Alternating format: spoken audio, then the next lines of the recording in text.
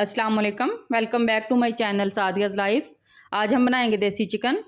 तो चलिए बनाना स्टार्ट करते हैं। सबसे पहले हमने 1 से 1.5 किलो चिकन लिया है, प्रेशर कुकर के अंदर डाल लिया है। अब इसके अंदर कटी हुई प्याज डाल लेंगे, लहसुन डालेंगे और टमाटर डालेंगे। टमाटर को मैंने 2 हिस्सों में कर लिया है।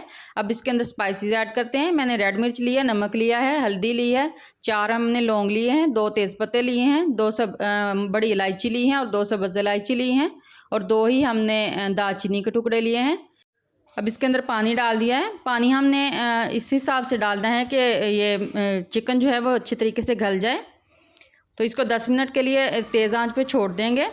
10 मिनट हो गए हैं प्रेशर कुकर को चलते हुए। अब हम इसको चेक कर लेते हैं। चिकन हमारा गल चुका है। अब इसके अंदर साबुत मसाले जो हैं वो अलहदा कर लेंगे और इसकी यखनी निकाल लेंगे और इसको तकरीबन ऑयल डाल के हम 2 से 3 मिनट के लिए अच्छे तरीके से भून लेंगे। अब हम इसके अंदर आलू ऐड करते हैं।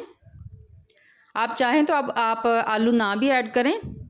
आलू के साथ बच्चे ज़रा शौक़ से खा लेते हैं। अब इसको तकरीबन 2 से 3 मिनट के लिए हम अच्छे तरीके से भून लेंगे। प्रेशर कुकर के अंदर थोड़ा सा हिलाने में मसला हो रहा था तो मैंने इसको कढ़ाई के अंदर निकाल लिया है। मैंने मिट्टी के कढ़ाई के अंदर निकाला है। आप चाहें तो आप दूसरी कढ़ाई के अंदर भी निकाल सकते हैं। इसको भूनते हुए तकरीबन 2 से 3 मिनट हो गए हैं और अच्छे तरीके से भून चुका है। मसाले हमारे सारे मैश हो चुके हैं।